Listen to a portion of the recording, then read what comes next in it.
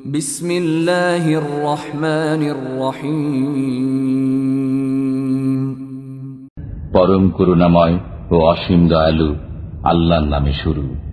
يا أيها النبي إذا طلقتم النساء فطلقوهن لعدتهن وأحصوا العدة واتقوا الله ربكم لا تخرجوهن من بيوتهن ولا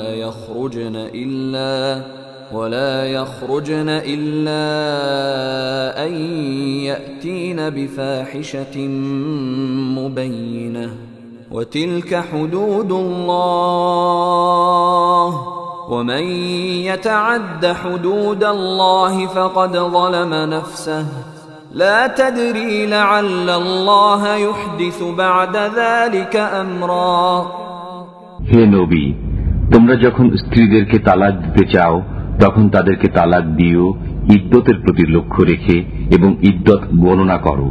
তোমরা তোমাদের পালনকর্তা আল্লাহকে ভয় করো। তাদেরকে তাদের গৃহ থেকে বহিষ্কার করো না এবং তারাও যেন বের না হয় যদি না তারা কোনো সুস্পষ্ট নির্লজ্জ কাজে লিপ্ত হয়। এগুলো আল্লাহর নির্ধারিত সীমা। যে ব্যক্তি আল্লাহর সীমা লঙ্ঘন করে সে নিজেরই অনিষ্ট করে। সে জানে না হয়তো আল্লাহ এই তালাকের পর কোনো নতুন উপায় করে দেবেন।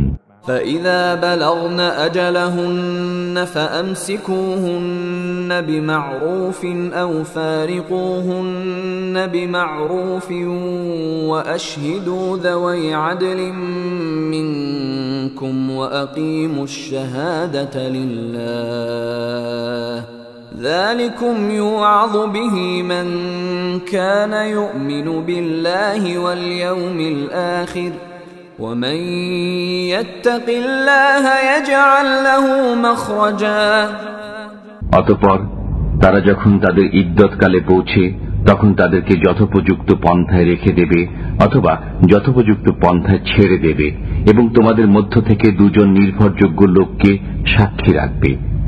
তোমরা আল্লাহর উদ্দেশ্যে সাক্ষ্য দেবে। এতদ দ্বারা যে ব্যক্তি আল্লাহ ও পরকালে বিশ্বাস করে তাকে উপদেশ দেওয়া হচ্ছে, আর যে আল্লাহকে ভয় করে আল্লাহ তার জন্য নিষ্কৃতির পথ করে দেবেন। ويرزقه من حيث لا يحتسب ومن يتوكل على الله فهو حسبه إن الله بالغ أمره قد جعل الله لكل شيء قدرا এবং তাকে তার ধারণাতীত জায়গা থেকে রিজিক দেবেন। যে ব্যক্তি আল্লাহর উপর ভরসা করে তার জন্য তিনি যথেষ্ট। আল্লাহ স্বীয় কাজ পূর্ণ করবেনই। আল্লাহ সবকিছুর জন্য একটি পরিমাণ নিস্থির করে রেখেছেন। واللائي يئسن من المحيض من نسائكم إن ارتبتم فعدتهن 3 أشهر واللائي لم يحضن وأولاة الأحمال أجلهن أن يضعن حملهن ومن يتق الله يجعل له من أمره يسرا তোমাদের স্ত্রীদের মধ্যে যাদের ঋতুবতী হওয়ার আশা নেই তাদের ব্যাপারে সন্দেহ হলে তাদের ইদ্যত হবে 3 মাস, আর যারা এখনো ঋতুর বয়সে পৌঁছেনি তাদেরও অনুরূপ ইদ্যতকাল হবে। গর্ভবতী নারীদের ইদ্যতকাল সন্তান প্রসব পর্যন্ত। যে আল্লাহকে ভয় করে আল্লাহ তার কাজ সহজ করে দেন। ذلك أمر الله أنزله إليكم ومن يتق الله يكفر عنه سيئاته ويعظم له أجرا এটা আল্লাহর নির্দেশ যা তিনি তোমাদের প্রতি নাজিল করেছেন। যে আল্লাহকে ভয় করে আল্লাহ তার পাপ মোচন করেন এবং তাকে মহা পুরস্কার দেন। أسكنوهن من حيث سكنتم من وجدكم ولا تضاروهن لتضيقوا عليهن وإن كن أولات حمل فأنفقوا عليهن حتى يضعن حملهن فإن أرضعن لكم فآتوهن أجورهن وأتمروا بينكم بمعروف وإن تعاسرتم فسترضع له أخرى তোমরা তোমাদের সামর্থ্য অনুযায়ী যেরূপ গৃহে বাস করো তাদেরকেও বসবাসের জন্য সেরূপ গৃহ দাও। তাদেরকে কষ্ট দিয়ে সংকটাপন্ন করো না। যদি তারা গর্ভবতী হয় তবে সন্তান প্রসব পর্যন্ত তাদের ব্যয়ভার বহন করবে। যদি তারা তোমাদের সন্তানদেরকে স্তন্যদান করে তবে তাদেরকে তাদের প্রাপ্য পারিশ্রমিক দেবে এবং এ সম্পর্কে পরস্পরে সংযতভাবে পরামর্শ করবে। তোমরা যদি পরস্পরের জিদ করো তবে অন্য নারী স্তন্যদান করবে।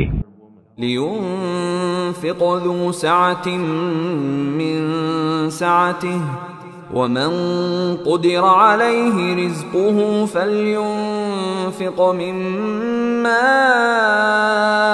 آتاه الله لا يكلف الله نفسا إلا ما آتاها سيجعل الله بعد عسر يسرا বিত্তশালী ব্যক্তি তার বিত্ত অনুযায়ী ব্যয় করবে।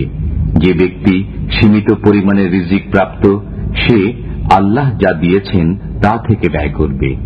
আল্লাহ যাকে যা দিয়েছেন তদপেক্ষা বেশি ব্যয় করার আদেশ কাউকে করেন না। আল্লাহ কষ্টের পর সুখ দেবেন। وكأين من قرية عتت عن أمر ربها ورسله فحاسبناها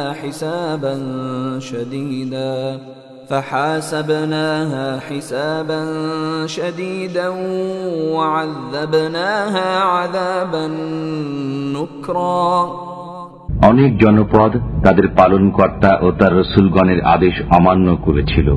অতঃপর আমি তাদেরকে কঠোর হিসাবে পাকড়াও করেছিলাম এবং তাদেরকে ভীষণ শাস্তি দিয়েছিলাম।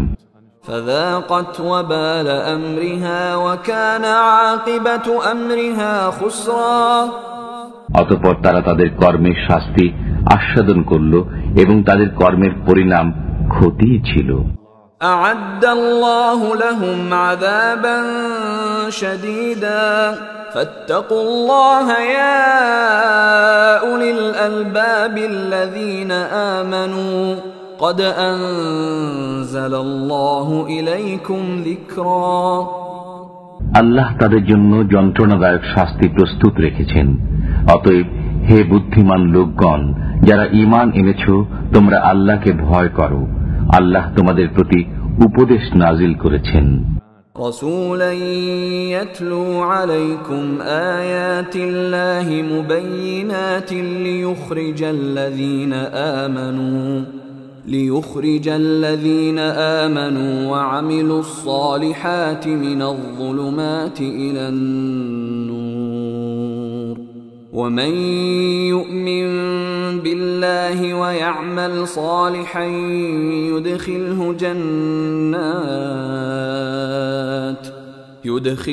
جنات تجري من تحتها الأنهار خالدين فيها أبدا قد أحسن الله له رزقا একজন রসুল যিনি তোমাদের কাছে আল্লাহর সুস্পষ্ট আয়াতসমূহ পাঠ করেন, যাতে বিশ্বাসী ও সৎকর্মপরায়ণদেরকে অন্ধকার থেকে আলোকে আনয়ন করেন।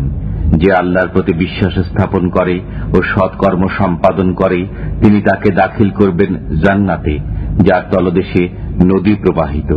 সেখানে তারা চিরকাল থাকবে। আল্লাহ তাকে উত্তম রিজিক দেবেন।